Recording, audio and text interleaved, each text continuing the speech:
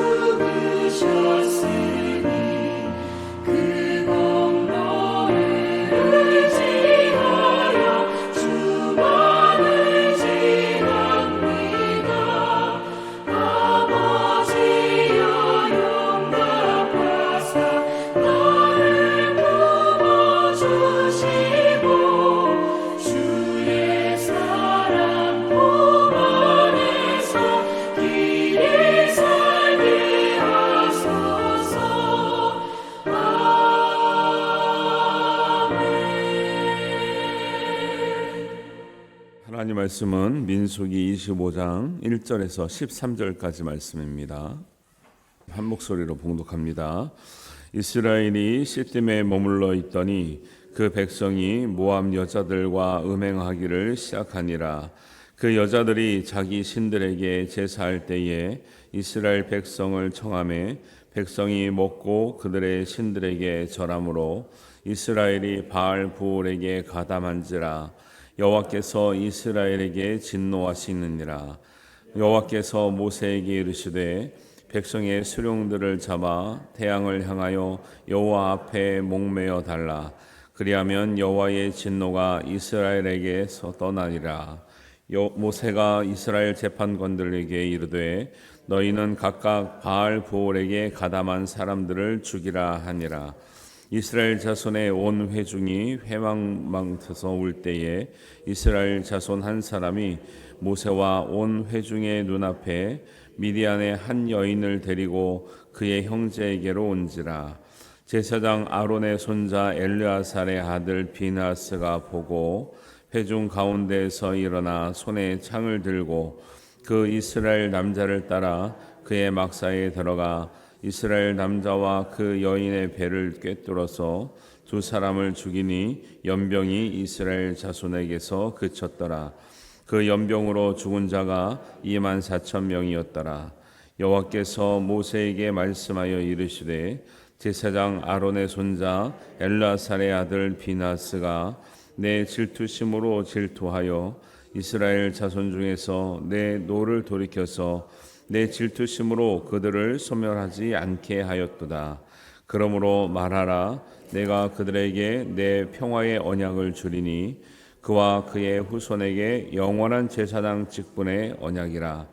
그가 그의 하나님을 위하여 질투하여 이스라엘 자손을 속죄하였음이니라. 아멘. 또 한 주간을 시작하는 여러분들에게 하나님의 은혜와 풍성함이 함께 하시기를 주님의 이름으로 축원합니다. 네.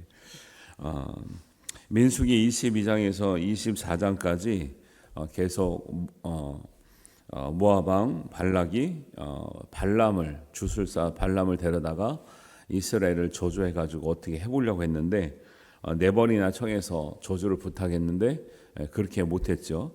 발람이 안 하려고 하는 게 아니라 하나님이 그 길을 막으셨죠. 심지어는 당나귀까지 말을 하게 하면서 그 길을 못 가게 했던 그런 내용들이 22, 23, 24장에 계속 반복이 됩니다. 그러면서 우리가 배웠던 건 뭐냐면 하나님께서 저주하지 않은 자를 사람이 저주할 수 없다. 이렇게 하면서 어떤 점술과 복술로도 우리 인생을 좌지우지할 수 없다라는 것을 우리가 성경 말씀을 통해서 배웠습니다.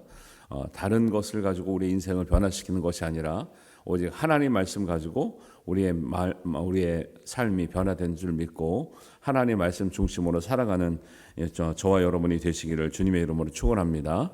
그래서 복술과 점술로 우리 인생이 어떻게 되지 않는다는 것은 다른 말로는 복은 근본적인 복, 세상의 모든 복은 하나님께로부터 나온다라는 말씀이에요.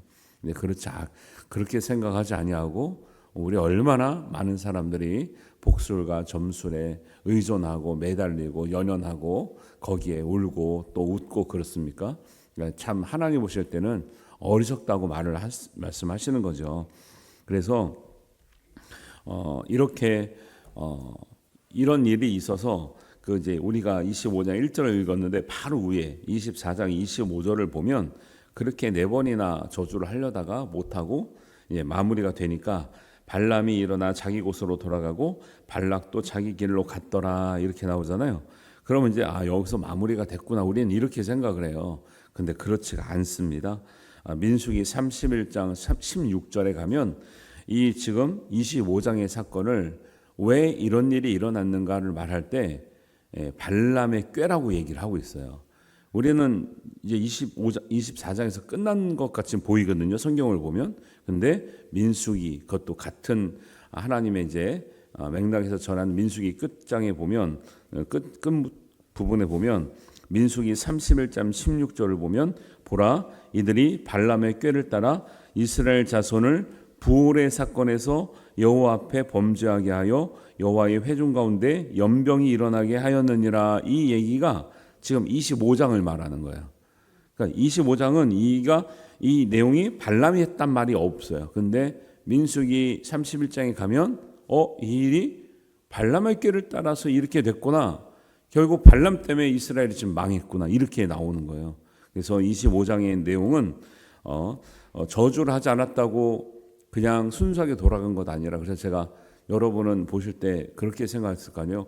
저주 하라고 했는데도 계속 안 했는데 오히려 잘한 거 아닌가 생각했는데 성경은 발람을 그렇게 평가하지 않습니다. 여기뿐만 아니라 베드로후서, 신명기, 그다음에 유다서, 그다음 느헤미야에 가면 이 발람이 얼마나 이런 꾀를 내고 이스라엘을 어렵게 했는지에서 여러 군데서 계속 발람의 꾀를 굉장히 악한 일이라고 계속 지목하는 걸 봤을 때 이게 그냥 민수기에서만 말한 게 아니죠. 모든 성경에서 이 발람의 꾀를 굉장히 문제 삼고 있었다라는 것을 우리가 알 수 있습니다. 그래서 이 구월에서 생긴 일이 뭔가 봤을 때 1, 2절을 보시면 이스라엘이 시딤에 머물러 있더니 그 백성이 모압 여자들과 음행하기를 시작하니라.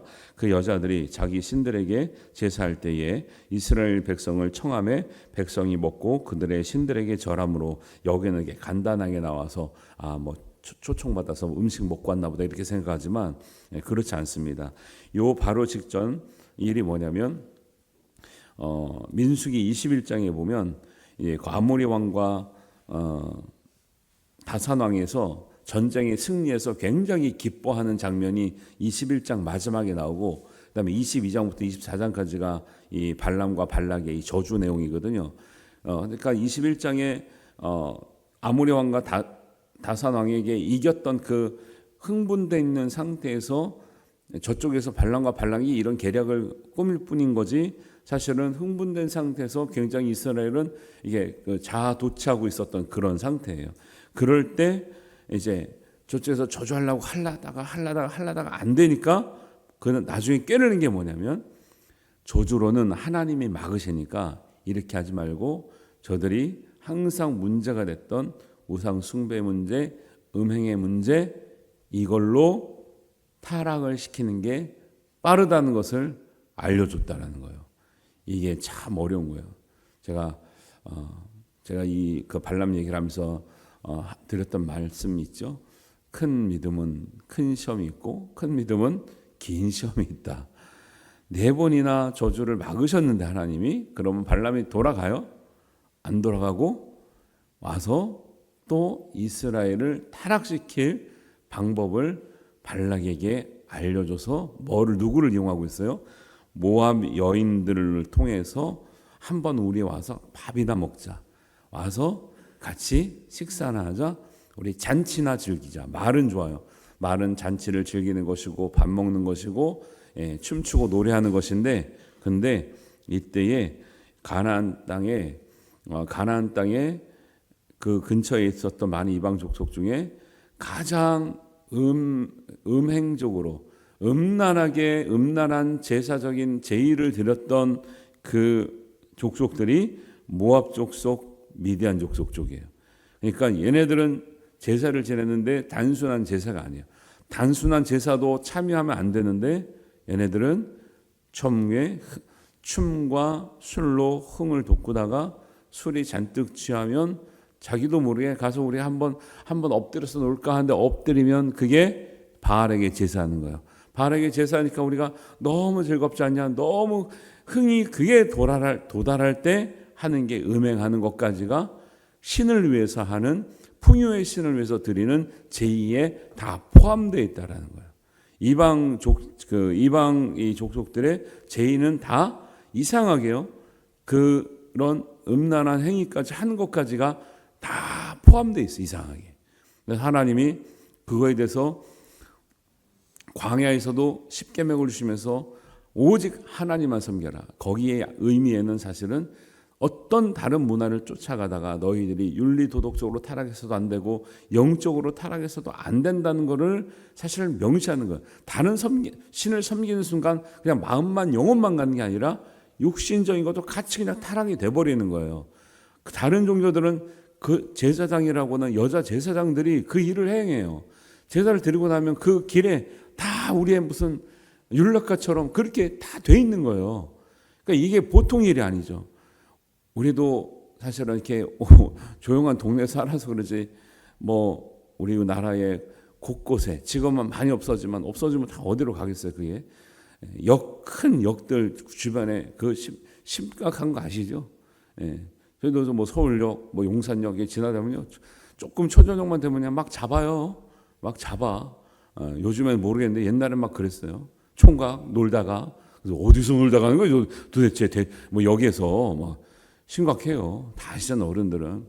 그런 것처럼 옛날에 이 종교라는 것이 사실은 영적으로 좀 고차원적인 어떤 그런 사람을 성숙하게 하고 고차원적 이렇게 하는 게 아니라 오히려 이방 종교들은 더 저질스럽게 유치하고 타락시키는 이런 역할을 하고 있으니 하나님이 어떻게 다른 종교를 인정을 하냐는 거죠. 그래서 이런 일들을 초대해가지고 하면서 여기 나오잖아요. 음행하기를 시작했다. 신들에게 절하게 했다. 식사를 같이 했다라는 것이 그냥 단순한 식사의 문제가 아니라는 거예요. 이렇게 하는 모습을 보니까 하나님은 이제 여기서는 연병이 언제 시작된지 모르지만 8절 끝에도 9절에도 이런 타락의 현상을 보면서 하나님은 진노하셔서 내리신 벌이 뭐냐면 연병이 돌게 했는데, 연병은 지독한 전염병을 얘기해요.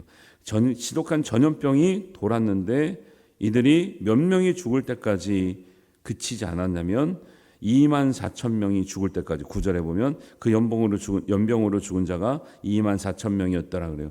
2만 4천 명이 죽을 때까지 이 일을 멈추지 않았다라는 거예요. 여러분, 죄가 이렇게 무서워요. 그래서 우리는 하나님 죄에 대해서 굉장히 심각하게 얘기하는 거예요. 사람들이 죄를 지을 때 죄인지를 몰라서 짓는 게 아니라니까요. 아무도 죄라고 얘기하지 않기 때문에 짓는 거예요.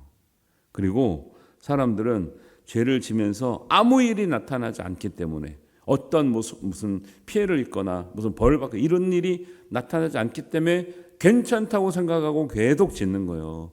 그래서 하나님은 그걸 깨달으라고 드러나는, 보이는, 느껴질 수 있는 어떤 진노를 하시는데, 그게 대부분 큰 죄를 졌을 때 하나님은 극심한 전염병을 내리세요. 저는 개인적으로는 그렇게 생각도 해요. 반성도 하고. 코로나가 극심하게 돌았잖아요, 세계적으로. 분명히 하나님 보실 때는 뭔가 우리에게 큰 문제가 있었을 것이다 생각을 해요. 물론 그 원인은 어느 나라도 어느 나라 이렇게 하지만, 우리 영적으로 봤을 땐 반드시 하나님 오셨을 때는 그때에 우리에게 큰 문제가 있었을 것이다 라고 생각을 해요. 성경적으로 그걸 이제 더 구체적으로 막 이거다 저거다 하면 이상하게 되는 거고, 우리가 스스로 반성을 해야 된다라는 거죠. 큰 일을 우리가 당할 때 아무렇지도 않게 지나갈 수 있는 게 아니고, 하나님의 일은 꼭 내가 뭘 잘못다 들은 게 아니라, 이런 일을 하나님께서 왜 이런 일이 이 세계적으로, 그것도 그냥 간단하게 끝난 게 아니라 전 세계적으로 이런 일이 일어났을까? 하나님이 뭔가 말씀하실 일이 있었는데 사람들은 죄를 요번에 보세요. 누가 코로나 갔다 와서 회개합니까? 안 하죠. 그냥 그런가 보다 하죠. 늘 오는 병이다 이렇게 얘기하지 누가 회개하려고 합니까? 안 하잖아요. 사람들이 더 계속 강팍해지고 있는 거죠. 아무 일도 일어나지 않는 것이 아니라 사실은 우리의 양심이 마비되어 가고 있는 거죠. 중독되어 가고 있는 거죠. 왜? 큰일이라는데 아무런 이제 느낌이 없어요. 감각이 없어요. 아픔도 없어요. 회개할 마음도 없어요. 우리가 이렇게 돼가고 있다는 거예요. 그래서 하나님 앞에 우리 마음이 깨어 있으면 작은 일에도 하나님의 마음을 느끼고, 작은 일에도 회개하며, 작은 일에도 가슴 아파하며, 작은 일에도 사랑을 느끼고, 작은 일에도 하나님 은혜에 감동하는 사람이 되어야 되고 될 줄로 믿습니다. 여러분 이제 은혜 많이 받으셔가지고 웬만한 은혜 받아가지고 감동이 안 되시죠? 그런 거에 있어요 조금. 말씀도 너무 많이 듣다 보니까 웬만한 말씀 가지고는 감동이 안 돼. 은혜 받았다는 말은 잘 안 나오잖아요. 옛날에는 정말 말씀 듣기가 어려워가지고 찾아다니면서 들어서 간절한 마음이니까 조금, 옛날에 그런 일이 있었어요. 어떤 기도원에 가면 유명한 목사님이 막 정말 그 오시는 분들한테 회개하라고 막 욕을 한다는 거예요. 근데 욕을 해도 은혜를 받는데요. 욕을 해도.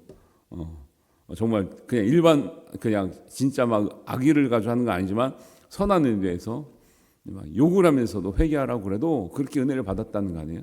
요즘에 제가 욕해봐요. 어떻게 됐어요, 제가? 어떻게 하실 거예요, 제가 욕하면? 여러분, 하나님 앞에 정말 깨어있는 마음, 정말 간절한 마음, 정말 은혜에 예민한 마음을 회복할 수 있게 되기를 바랍니다. 그 감동이 없으면 믿음 생활이 재미가 없어요. 우리가 임직 받는 분들 중에 가능하면 나와서 기도하라 그랬는데, 그런 마음이 회복돼야 돼요. 교회가 어떻게 되든지 있었든지 저었든지 아무런 느낌이 없는, 감각이 없는 사람이 돼가지고는 그 하나님이 주신 임직을 감당해낸다는 것은 사실 기대하기가 어렵죠. 하나님이 안타까워하는 모습, 더 잘되기를 바라는 마음, 또 때로는 잘못된 것에 대해서 하나님께서 진노하시는 마음, 이걸 우리가 같이 느껴야 될 거 아니에요. 근데 못 느끼는, 하나님은 안타깝기도 하고, 하나님은 화나기도 하시고, 하나님은 애처롭기도 하시고, 하나님은 애절하기도 하시는데 우리는 아무것도 못 느껴요. 그런 일을 가지고 어떻게 교회를 하며, 어떻게 하는 사람들에게 복음을 전하며, 어떻게 하나님의 뜻을 우리가 실행을 하겠습니까? 그래서 이런 일들이 결국 하나님이 막으시는, 발람은 저주하지 못했으나 발람이 낸 꾀에는 지금 이스라엘이 넘어가고 있다라는 거예요. 그래서 우리도 성경을 보면서 그렇게 생각을 하는 거죠. 우리가 그럼 이스라엘보다 나은가? 그러지 않아요. 이들도 이 꾀일 때 처음에 우상 숭배하러 오세요 얘기하지 않았어요. 아유, 모여서 밥이나 먹읍시다. 모여서 술이나 한잔 합시다. 모여서 춤이나 한번 춥시다. 이렇게 얘기했지, 모여서 우상 숭배합시다. 음란을 행합시다. 이렇게 얘기 안 한다고요.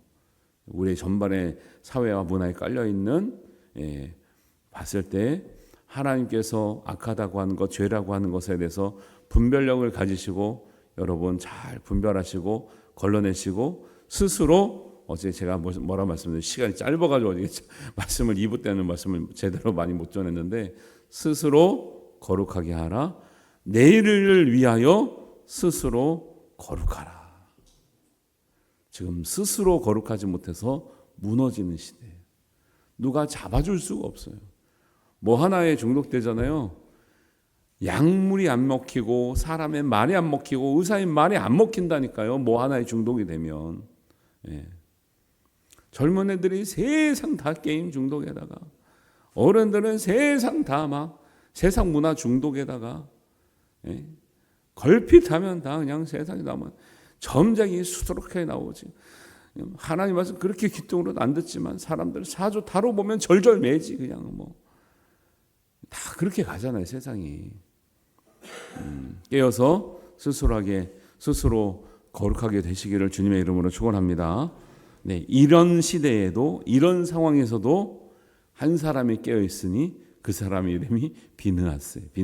그래서 7절에 보면 참, 그래도 이게 참 중요한 것 같아요. 비느하스가 누구냐면, 어떻게 소개하냐면 제사장 아론의 손자 비느하스예요.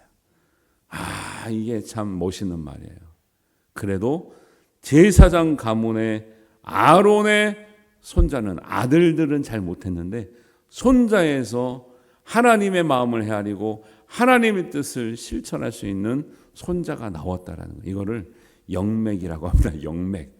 영적인 맥이 흐르는데 사실 자식이라고 다 잘 되진 않아요. 그러나 그 아론이 심어놓고 뿌려놨던, 하나님께 충성했던 영적인 영향력과 그 흐름이 자손들 가운데서 다시 일어나고 하나님의 마음을 해결해드리는 그런 인물들이 나오고 있더라는 거예요. 우리도 이런 자녀를, 우리 집안의 자녀뿐만 아니라 우리 교회를 통해서 이런 영적인 자녀들이 나오기를 기도해 주시기를 바랍니다. 그런 게 너무너무 고마운 거죠. 저 같은 경우는 집에서는 영향력을 못 받았잖아요. 교회에서 이 영향력을 가지고 정말 철부지 어린애가 교회, 사탕 때문에 교회 나와서 하나님의 은혜를 받고, 뭐 그렇다고 제가 어릴 때 나와서 완벽했겠습니까? 때로는 뭐 안 나갈 때도 있었고 쉴 때도 있었고 뭐 그냥 아무 생각 없이 다닐 때도 있었지만, 조금 쌓여진 그 은혜가, 말씀이 사람을 변화시키죠. 하나님이 사실은 뭐 제사장 가문도 아닌데 하나님은 한 사람 변화시켜서 하나님의 말씀을 전하고 가르치고 복음 전한 자로 하나님 세워주시는 거잖아요. 이게 얼마나 위대한 역사입니까? 우리 모두가 하나님의 이러한 영맥이 흐르는 가문이 되시기를 주님의 이름으로 축원합니다. 그래서 제사장 아론의 손자 비느하스를 7절, 11절에 강조하고 있잖아요. 이는 누구냐? 그 손조는 제사장 아론의 손자가 드디어 일어나서 하나님의 마음을 해결했더라라는 거예요. 그래서 11절에 보면 제사장 아론의 손자 엘르아살의 아들 비나스가 내 질투심으로 질투하여 이스라엘 자손 중에서 내 노를 돌이켜 내 질투심으로 그들을 소멸하지 않게 하였도다. 비나스가 일어나서 뭐 했냐면 모압 여인하고 이제 그 밖에서 그렇게 했잖아요. 그런데 이거를 자기네 막사까지 데려온 거예요. 자기네가 있는 데까지 데려온 거예요. 밖에서만 하는 게 아니라. 그러니까 이게 어떻게 하나님의 진영 가운데까지 그런 여인들 데려서 음행하려고 하느냐 하면서 이제 구약 시대니까 이 비나스가 쫓아가가지고 그의 창으로 그냥 배를 뚫어서 두 사람이 그냥 죽었는데, 그때 죽은 이후로 연병이 끊어졌다라는 거 아니에요. 연병이 멈췄다라는 거예요. 그전에는 계속 죽어나가고 있는데 죄가 멈추지 않고 계속 막사까지 데려다가 막 이 여인하고 막 즐기려고 하다가 비나스가 이걸 보고 하나님의 마음을 품고 도저히 이런 일이 우리 하나님의 진영 가운데서까지 일어나면 안 되겠다 해가지고 그들을 처단하니까 죄가 단절되는 그 순간 하나님의 진노가 멈춰지게 된 줄 믿습니다. 성경이 그걸 얘기하고 있는 거예요. 너희의 죄가 끊어지지 않으면 하나님의 진노가 멈추지 않는다는. 그리고 너희가 죄에 대해서 단호하면 하나님의 진노는 당장 멈출 수 있다는 거예요. 우리가 멈추는 게 아니지만 하나님의 뜻과 하나님의 섭리는 그렇다라는 거예요. 그래서 이 질투심이라는 것은 하나님의 마음을 얘기해요. 오늘날도 하나님의 마음과 같이 품을 사람, 의에 대해서는 기뻐하시고 죄에 대해서는 분노하시는 하나님 마음만 품을 사람이 필요한 거죠. 하나님의 마음, 진노를 풀어드릴 사람이 필요해요. 하나님의 진노가 풀리니까 하나님이 내리신 벌도 멈추시잖아요. 그리고 하나님 마음을 전할 사람이 필요해요. 하나님 마음이 뭐냐면 용서하고 싶고 속죄하고 싶은 그런 마음인 거죠. 그래서 12절에 보니까 그렇게 말하라 그래요. 평화의 언약을 주리. 누구한테요? 비느하스와 그 자손들에게 그 일을 한 것을 너무 마음에 드신 거죠. 그래서 이 자손들은 앞으로 내가 평화의 언약을 주겠다. 영원한 제사장 직분의 언약을 주겠다.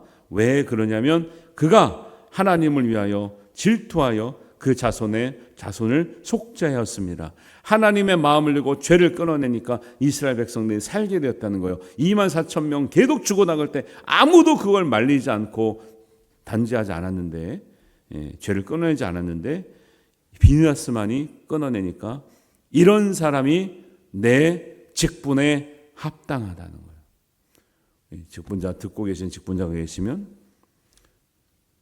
내가 좋은 직분자로 준비되고 세워지는 것은 먼저 내가 성결하게 되는 거예요. 내가 성결하게 되지 않으면서 다른 사람의 들보를 보고 다른 사람의 죄를 지적하는 것이 아니라 내가 먼저 성결하게 되고 내가 하나님 마음을 품고 있는지 그것부터 세워져야 하나님이 기뻐하시는 직분자가 될 줄로 믿습니다. 이미 되신 분도 마찬가지고요. 그래서 그렇게 속죄하였던 속죄의 통로가 되었던 비느하스를 하나님께서 굉장히 귀하게 여기신다라는 거예요. 그래서 옛날에 어떤 제목을 보니까 비느하스여 일어나라, 이런 제목도 봤어요.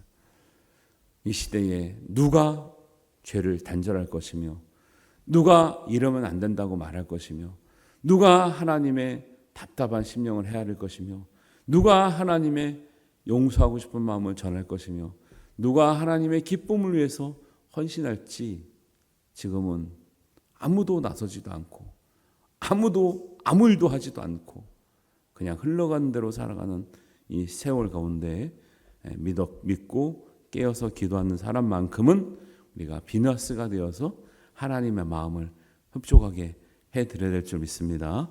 이런 마음으로 기도하시고 하나님의 기쁨과 시원한 마음이 되시는 우리 모두가 되시기를 주님의 이름으로 축원합니다. 기도합니다. 하나님 아버지, 은혜를 감사합니다. 한 주가 시작되는 우리 월요일입니다. 피곤하지만 주의 마음을 헤아리기 위해서, 주의 마음을 품기 위해서, 또 말씀을 보니 주의 마음이 깨달아져 우리가 기도합니다. 주의 마음대로 행하게 하여 주옵소서. 주의 마음대로 배우게 하여 주옵소서. 주의 마음대로 우리가 따르며 순종하게 하여 주옵소서. 또 귀한 우리 직분자 분들 또 우리 임직자분들 하나님 마음을 나뉘어 주시옵소서. 하나님께서 함께 하실 줄 믿습니다. 예수님의 이름으로 기도하옵나이다. 아멘. 하늘에 계신 우리 아버지, 아버지의 이름을 거룩하게 하시며 아버지의 나라가 오게 하시며 아버지의 뜻이 하늘에서와 같이 땅에서도 이루어지게 하소서. 오늘 우리에게 일용할 양식을 주시고 우리가 우리에게 잘못한 사람을 용서하여 준 것 같이 우리 죄를 용서하여 주시고 우리를 시험에 빠지지 않게 하시고 악에서 구하소서. 나라와 권능과 영광이 영원히 아버지의 것입니다. 아멘.